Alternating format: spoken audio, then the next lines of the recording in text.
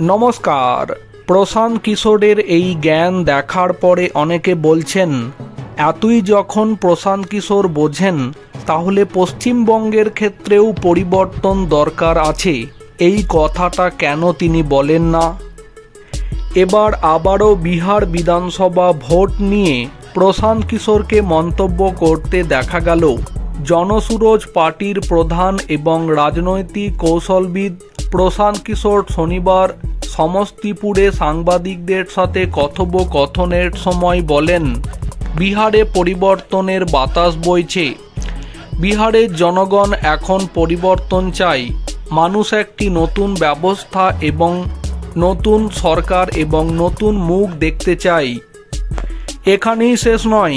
পিকে আরও বলেন, বিহারের মানুষ দীর্ঘদিন ধরে লালুর ভয়ে বিজেপিকে এবং বিজেপির ভয়ে লালু প্রসাদ যাদবকে ভোট দিয়ে আসছে।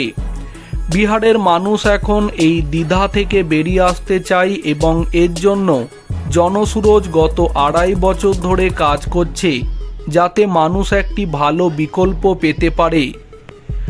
প্রশান্ত কিশোর বিহারের মুখ্যমন্ত্রী নীতিশ কুমারকে মানসিকভাবে অসুস্থ বলেছেন এবং বিজেপির বিরুদ্ধেও গুরুতর অভিযোগ করেছেন।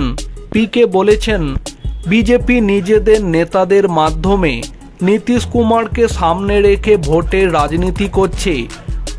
বিজেপি নীতিশ কুমারকে জনগণের সামনে রেখে তার নামে ভোট সংগ্রহ করছে এবং পরে তাকে পাশে সরিয়ে দেবে, যা জনগণের সাথে প্রতারণায় সামিল হবে।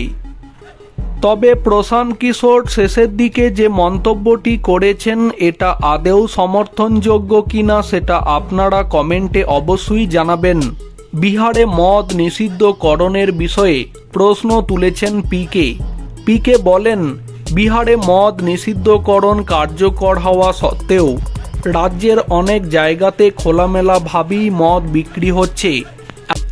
এমন পরিস্থিতিতে পিকে পরামর্শ দিয়েছেন, মদ নিষিদ্ধকরণের সিদ্ধান্ত প্রত্যাহার করে নেওয়া উচিত।